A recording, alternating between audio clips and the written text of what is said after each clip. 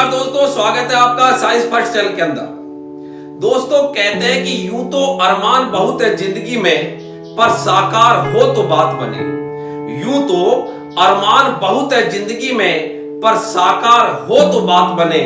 और वक्त के सांचे में तो ढल जाते हैं लोग, पर वक्त को अपने सांचे में ढाले तो बात बने। जी हाँ दोस्तों, चाहे कैसी भी परिस्थिति हो, चाहे समय हमको कई बार प्रतिकूल नजर आता है, लेकिन उस प्रतिकूलता में भी, उन परेशानियों में भी लगातार हम सकारात्मक रहकर अपने प्रयासों को करते रहते हैं, तो निश्चित तौर पर उन परेशानियों को हमसे परास्त होकर, शर्मिंदगी होकर हमसे दूर जाना पड़ता है। दोस्तों, एक बार की बात है, एक गांव के अंदर किसानों से इंद्रदेव जो बारिश करते हैं वो नाराज हो गए, और इंद्रदेव ने उस गांव में किसानों से कहा कि मैं अब आगे 12 साल तक बारिश नहीं करूंगा।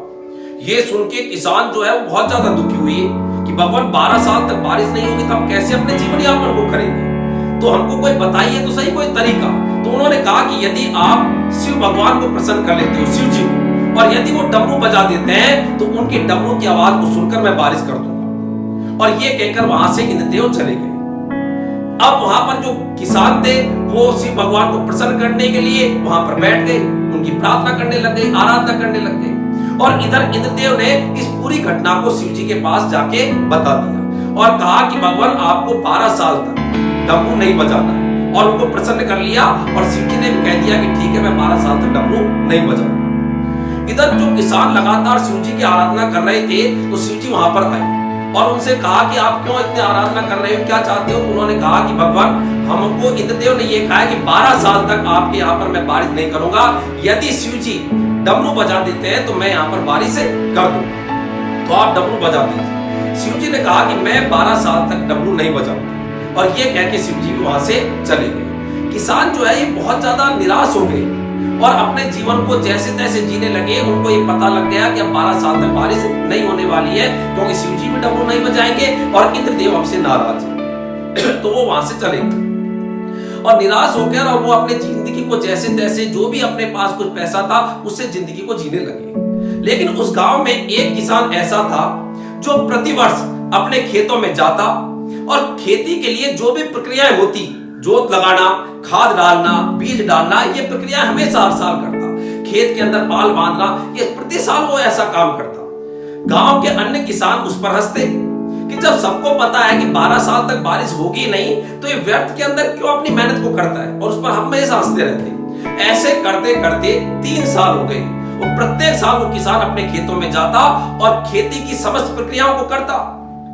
अब चौथे साल जब वो वापस किसान अपने खेत में गया तो अन्य किसानों से रहा नहीं गया और वो उसके पास आई कि तू मूर्ख है क्या, जब पता है कि 12 साल तक बारिश नहीं होगी तो फिर तू क्यों अपने व्यर्थ में अपने समय को और अपनी ऊर्जा को वेस्टेज कर रहा है, क्यों यहाँ पर खेती के अंदर तू बीज डालता है, क्यों खाद डालता है। तुझे पता है कि 12 साल तक जब बारिश होगी नहीं तो तू क्यों इतना अपने आप को इस खेती के अंदर लगा रहा है, इससे क्या फायदा होने वाला है। तब उस किसान ने कहा कि मैं 12 साल का इंतजार के बाद में, निश्चित तौर पर 12 साल के बाद में बारिश होगी, तो उस बारिश में मैं अपने खेती के जो भी क्रियाकलाप है उनको भूलूं नहीं, और खेती की जो प्रक्रियाएं हैं उनको मैं पूरी तरह से अपने मन के अंदर, अपने शरीर के अंदर उनको विद्यमान रखूं। मैं आलसी न बनूं, मैं उन प्रक्रियाओं से लगातार जुड़ा रहूं।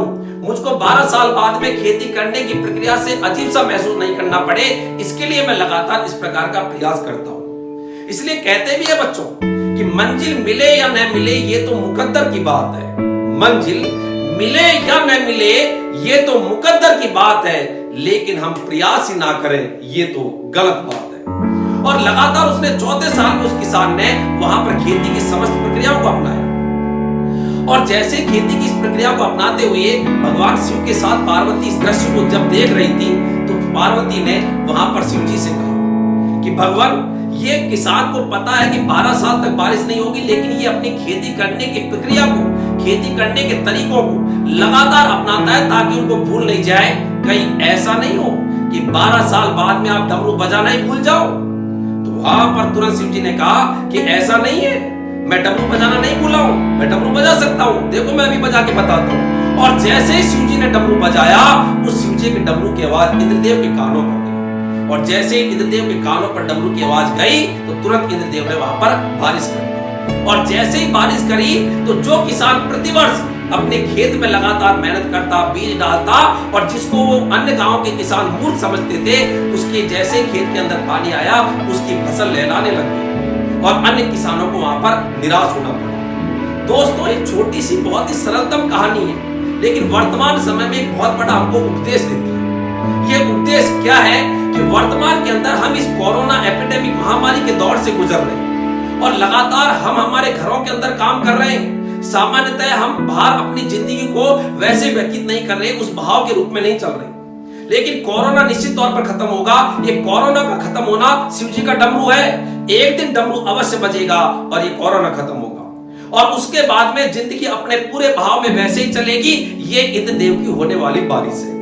लेकिन हम जिंदगी में जो भी काम करते हैं उन कामों को भूले नहीं, हम आलस्य में नहीं आए, हम पूरी निष्ठा से, पूरी ताकत से, पूरे साहस से लगातार अपने कामों को करते रहे। उसके लिए आवश्यक है कि हम डेली घर में भी उसी काम का अभ्यास करते रहे। यदि आपको पढ़ाई का दायित्व दे रखा है तो ये नहीं है कि अभी तो कोरोना चल रहा है हम पढ़ाई नहीं करें, प्रतिदिन आप उस पढ़ाई के चक्र से गुजरे। जो भी कर्तव्य और दायित्व है उनका पूरी तरह से भली भांति यदि अपन लगन पूर्वक प्रतिदिन इसी प्रकार से चलते रहेंगे, और वो जो किसान जिसने कभी भी परवाह नहीं करी कि भविष्य में क्या है, इसलिए कहते भी हैं कि इतना ही मालूम है मुझे इस जिंदगी का सार, इतना ही मालूम है मुझे इस जिंदगी का सार, बंद नहीं होता कभी उम्मीदों का द्वार। उम्मीदों का द्वार हमेशा खुला हुआ है।